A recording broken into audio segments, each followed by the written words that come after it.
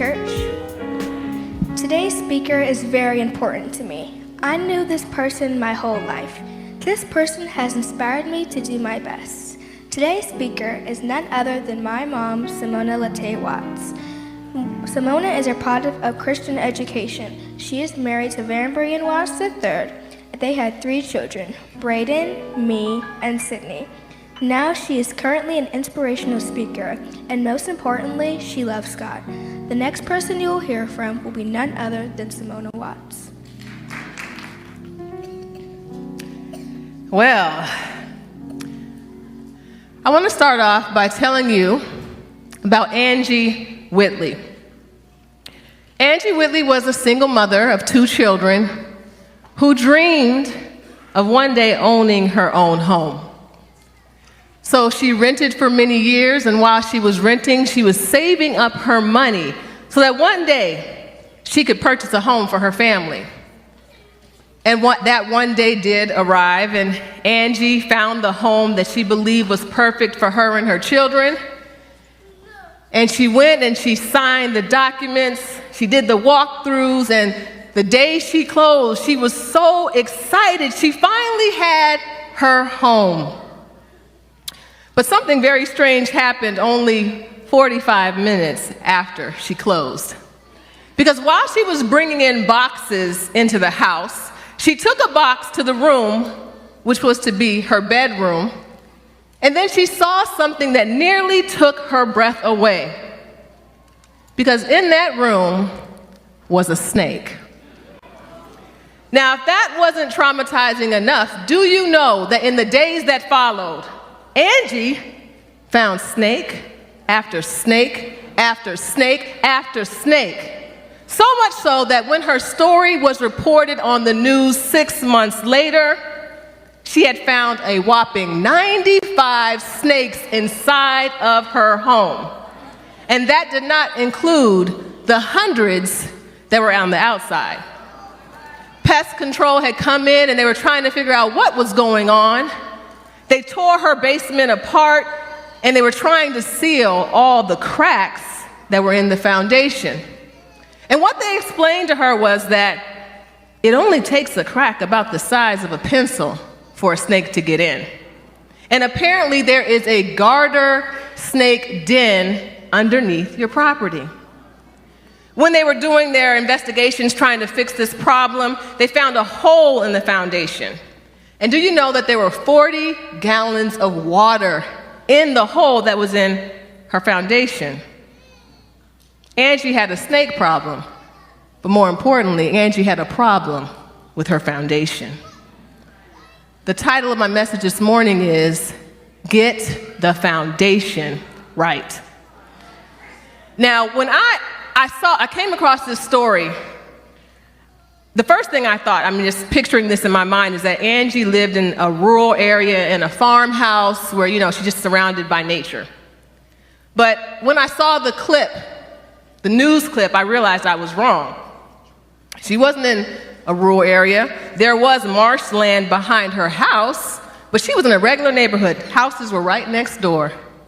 But what was interesting is there were no reports of the neighbors complaining about having problems with snakes. And what I understand is that if the snakes couldn't find entry, there's no reason to hang around.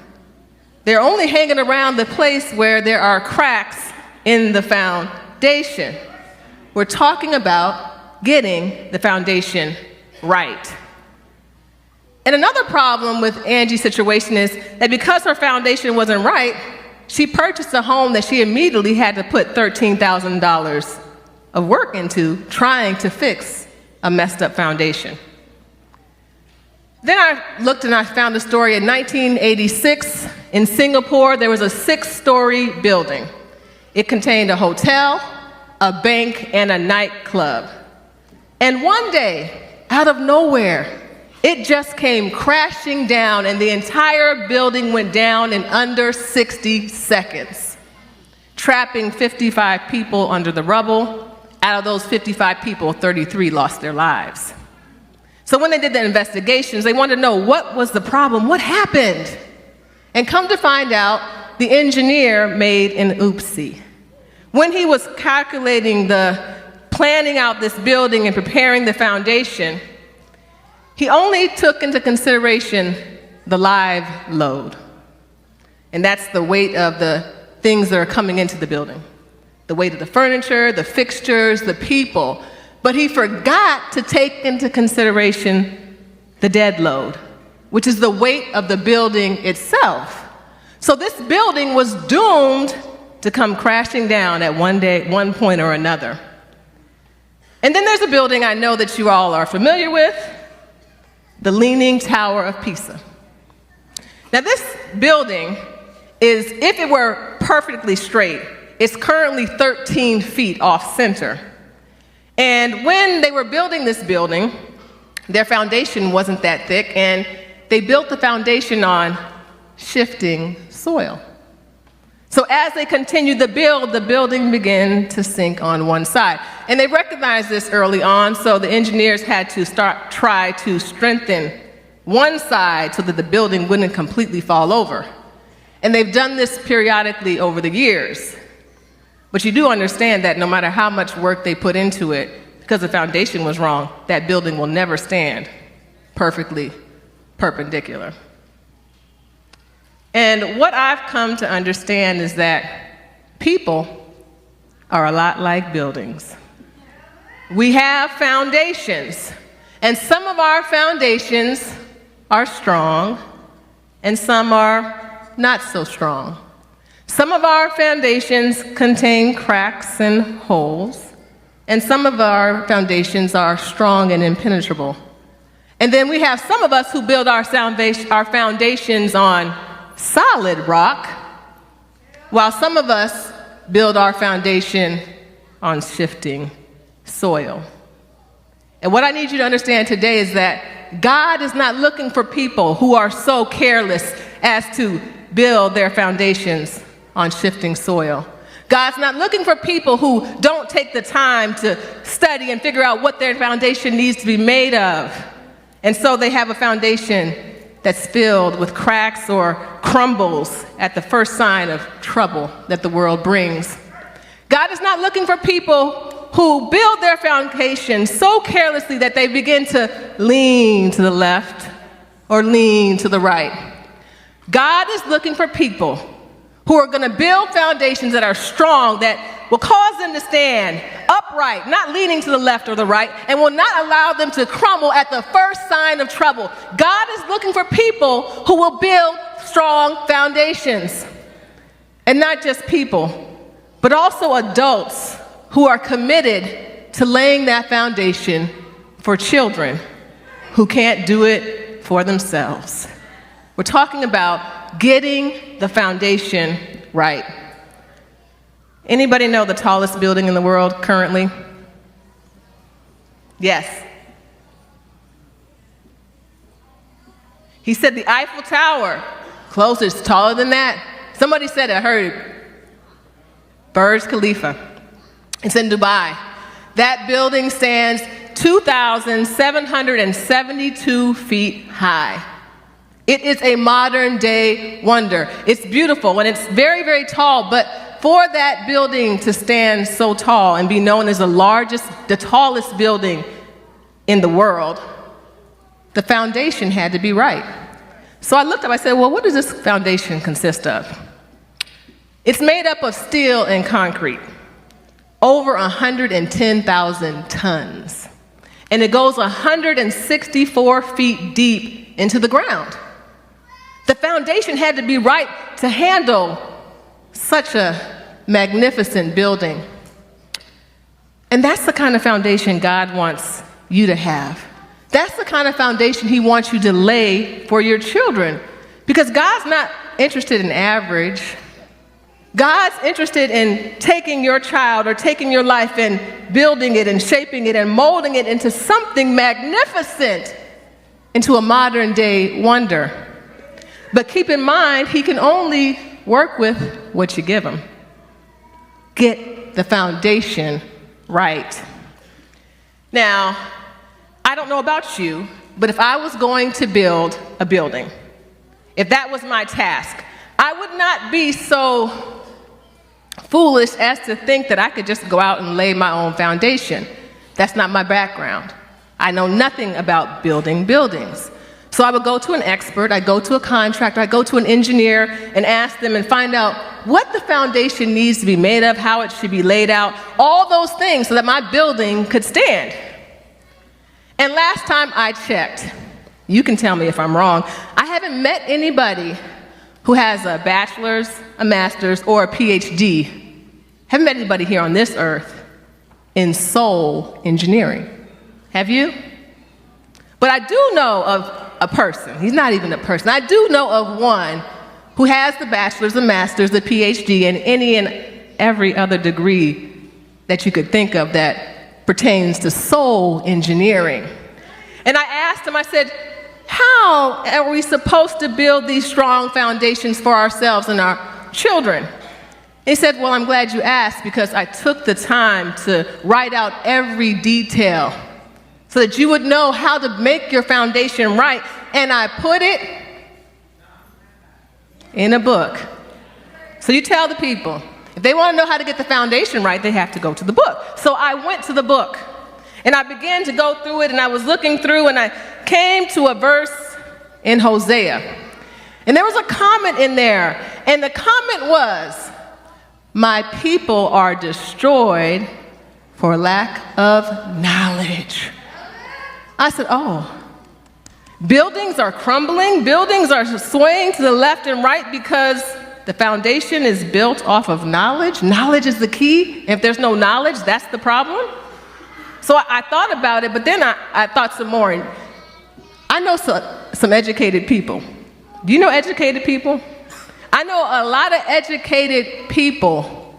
As a matter of fact, there's one who's in office right now.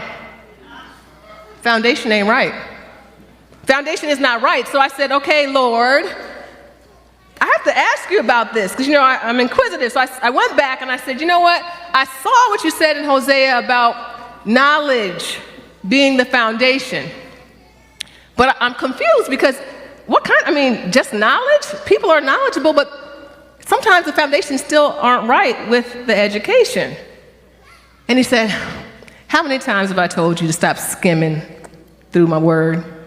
Treating them like they're cliff notes, line upon line, precept upon precept. Go back, you're in Hosea. Go back to Joshua and read it again. So I went back to Joshua, in Joshua chapter 1, I saw it as plain as day. Joshua 1 verse 8, this book of the law shall not depart out of thy mouth, but thou shalt meditate therein day and night, that thou mayest observe to do according to all that is written therein. For then thou shalt make thy way prosperous, and then thou shalt have good success. You want to know how to get the foundation right? There it is. Education is great, but education without this right here is nothing. This is how you make your child a success. This is how you make their lives prosperous, because God can work with somebody who has a solid foundation. So what does that mean? That means that when you get up in the morning, you're thinking about this. As you go throughout your day, you're thinking about it, you're meditating on it. When you go to bed at night, you're reading it, you're absorbing the word, because how could you know what to do if you haven't spent time in the instruction book? Meditate on his word day and night. And when it comes to education and your children, you want to make sure that your child is not in a place where the education goes against the values that are contained in this book right here. Meditating on it day and night. Now, there's a group called the Barna Group. They specialize in doing research on faith and culture. And one of the studies that they came up with said that 6% of adult Christians, became Christians when they were adults. 6% of Christians today became Christians when they were over the age of 18.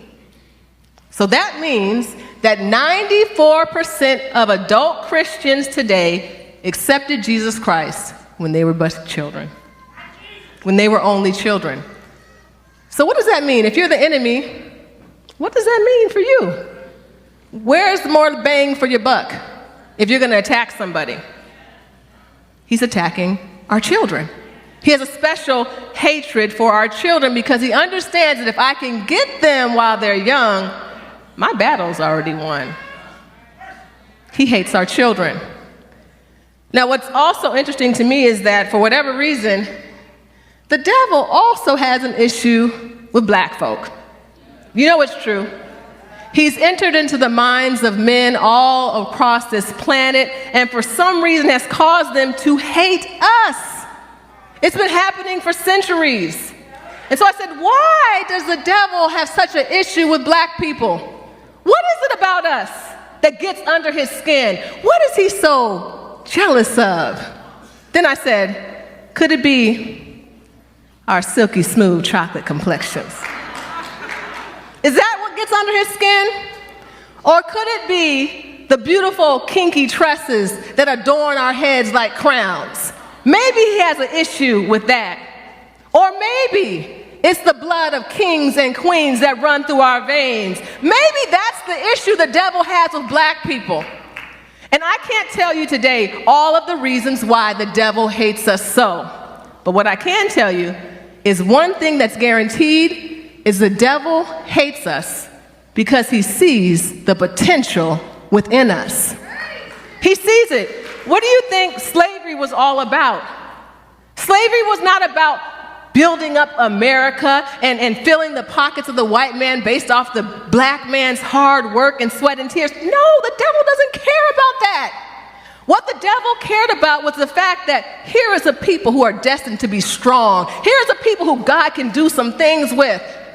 But if I mess up their foundation, if I get them when they're young, if I can just shatter and destroy their foundation, then I won't have to worry about them.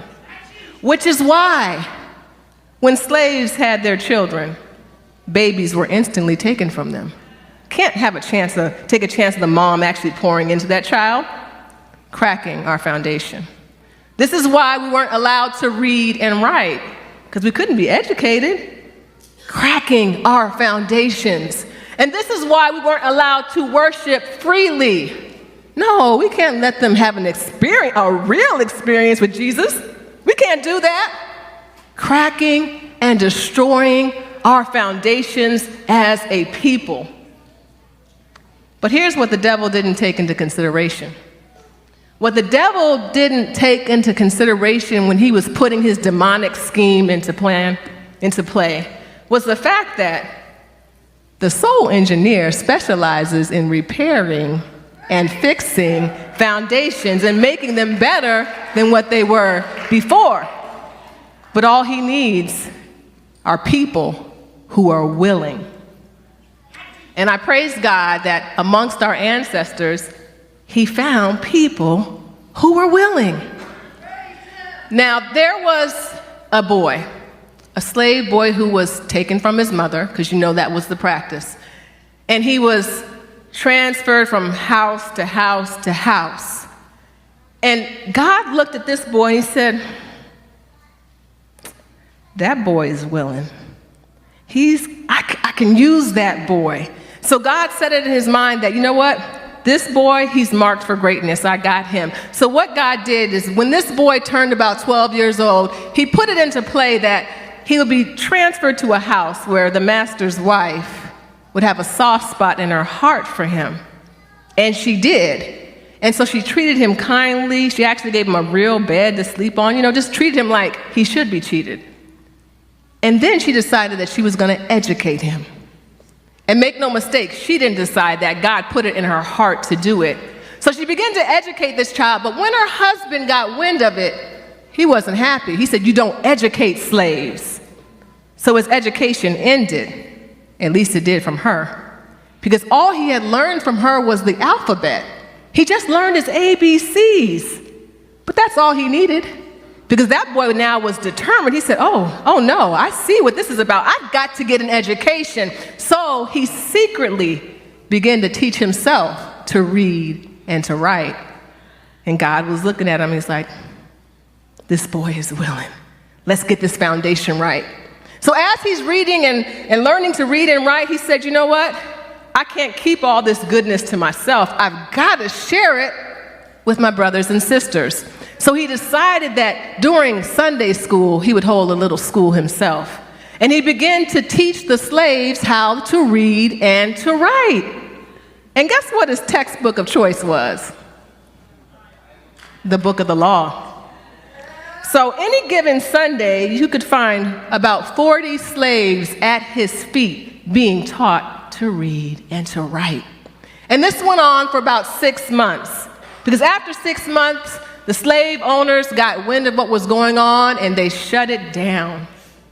And as a punishment, they had to punish him for what he was doing, because you can't educate slaves. His punishment was that he would be transferred to live with a poor farmer named Edward Covey. Edward Covey had a reputation for being a slave breaker.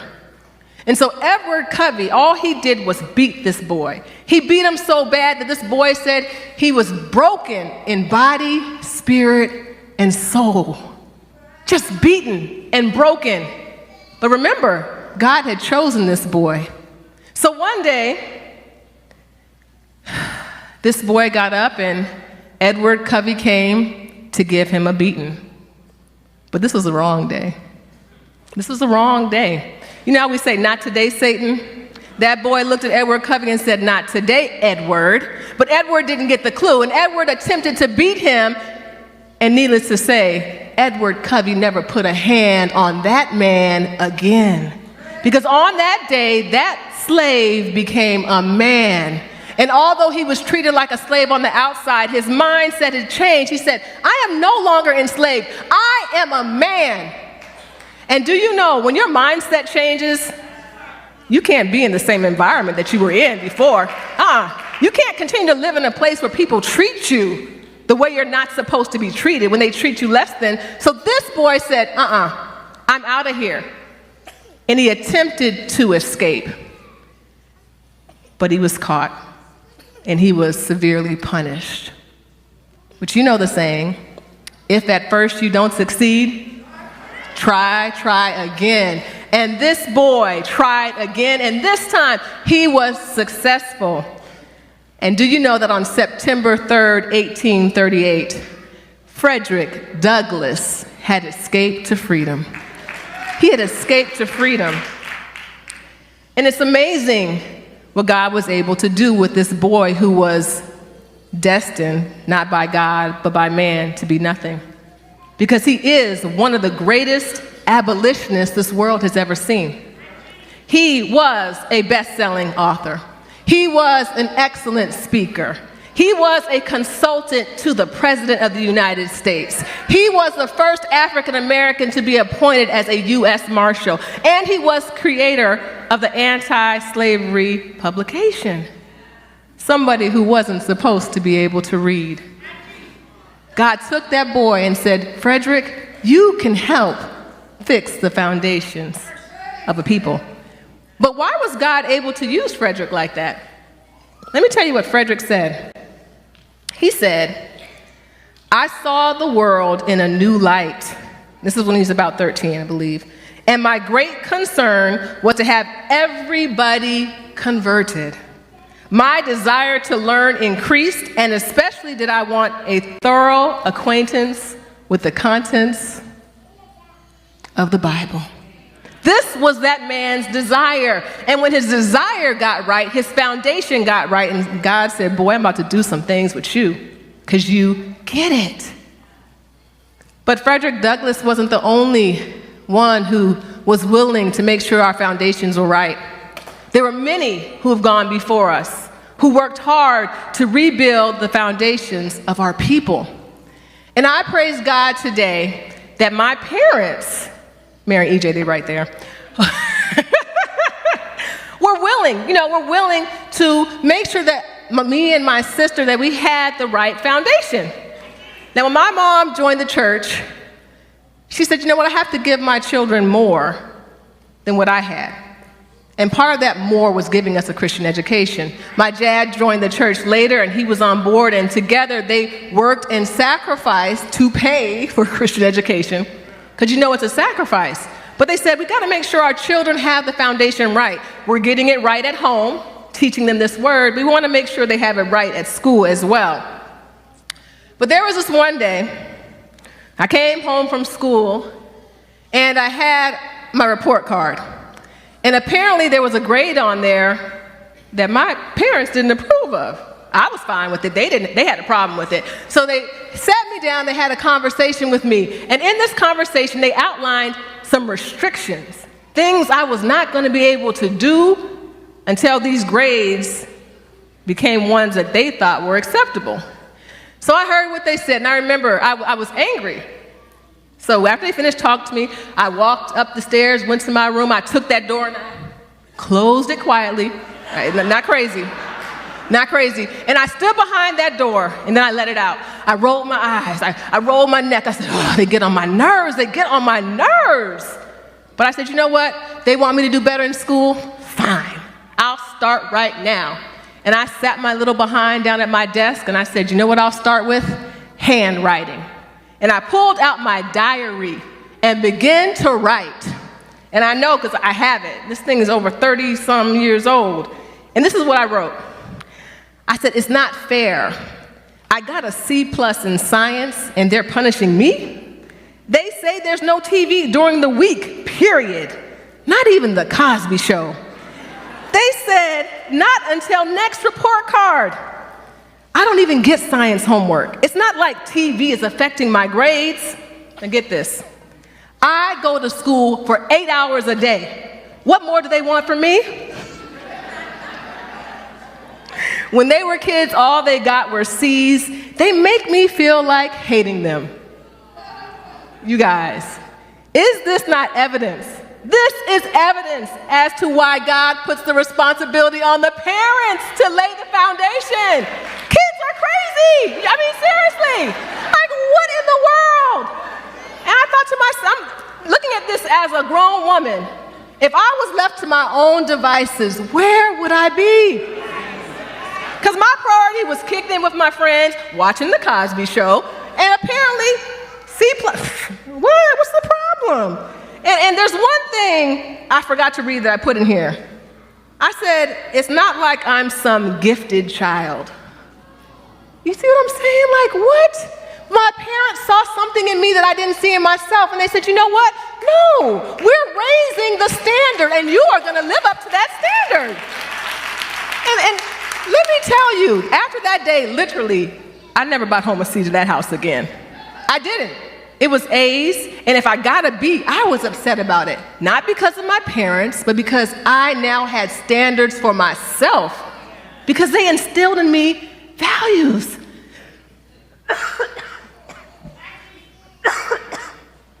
Excuse me. And academic excellence was not the only thing that they poured and laid into my foundation. They also instilled into me the fact that I am God's child. And I am something, and I am worthy, and I can achieve great things. That's what they instilled in me, right? And that was something I was going to need. Because when I was in middle school, I was in 8th grade, and I encountered a teacher, thank you, Brian, a teacher who did not like me. She made it very clear she did not like me. She did not look like me. And here's the thing, all my friends, she didn't like them either, and they just so happened to all look like me, okay? You follow? And so she said things and she did things that let us know she just did not care for us, and that was fine. Until the day came when she started messing with my political career. I was running for class president. I was trying to be 8th grade class president. I was the president in 7th grade, so I was like, okay, I'm trying to get this second term. It should be an easy re-election. But this woman started messing with me. And do you know that this grown woman, an adult, when I was not in the classroom, told the kids, do not vote for SaMonna. That's what the adult did. And so when I came back, I don't know where I was, all my classmates came and told me, they were like, "SaMonna, she told us not to vote for you." And you know what I did? Went to Mary Claiborne. I said, "Mommy, can you believe what she did?" Mommy was like, oh, no, I'm at that school tomorrow. And so she made an appointment to meet with that teacher the next day. And so when I was at school, the teacher called me into the classroom. This is before they could meet. This is during the day. She called me into the classroom, and she pulls out a notebook. And when she pulled out the notebook, I was like, "Oh my goodness, that's my notebook." Literally, I had lost my notebook. I hadn't seen it for weeks. This woman had took my notebook and was holding it for whatever reason. I wasn't sure. She takes out the notebook, opens it up, and there is a stick figure drawing of a naked woman. Okay? I see the notebook. I'm like, okay, yeah. One of the boys in the class had drawn the picture. So I'm sitting there trying to process, why is she showing me this? And why is she showing me this now? And why does she have my notebook? She's an art teacher. So I look at the picture, I'm like, okay, she's right. Maybe she's upset with the drawing. If I did it, I put some curves, some hair, made the picture look a little more realistic. You know, maybe that would have made her feel better about it. But it wasn't the artistic ability that she had pulled the notebook out for. She was blackmailing me. She told me, she said, "SaMonna, if you don't tell your mom to cancel that meeting, I am going to show her this picture in this notebook." Big wow, lady, because I might be young, you might think I'm dumb, but I am no fool. I was like, I think you better go ahead and show it to her. You are not blackmailing me. And that day after school, I'm telling you, I sat in that parking lot, could not wait for that lavender Camry to roll up, because I was like, "Mommy, you got to hear what she did today.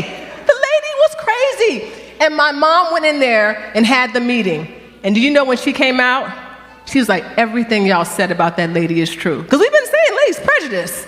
Everything you said about that lady was true. That lady is crazy. And she put all her cards on the table when my mom met with her. And what do you think? If my parents had not laid that foundation for me, how could that have impacted me?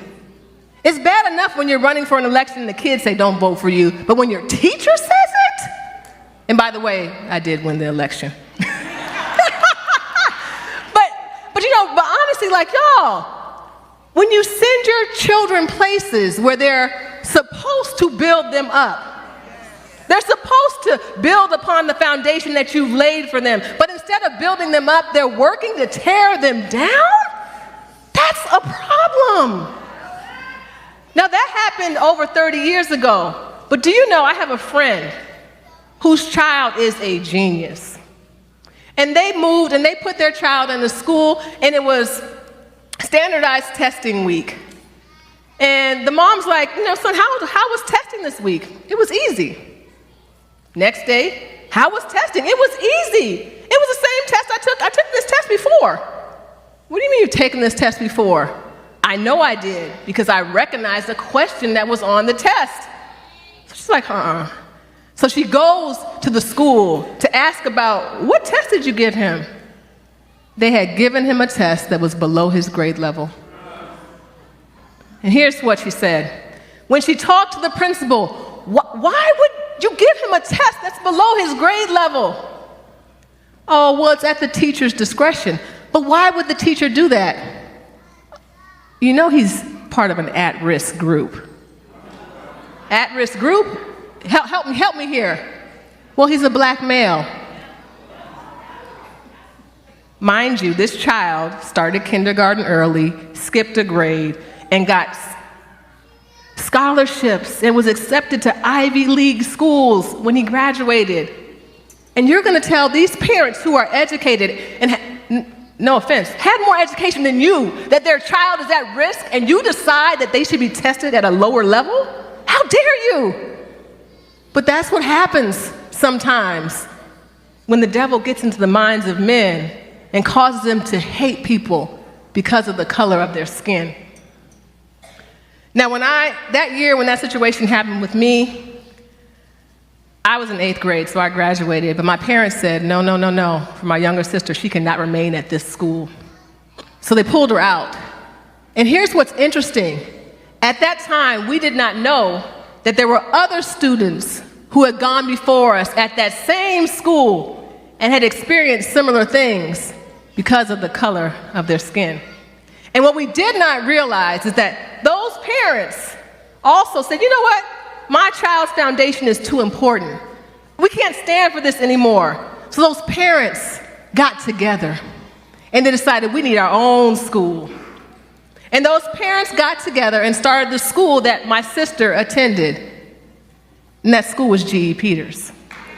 A school where you will be built up no matter what color your skin is.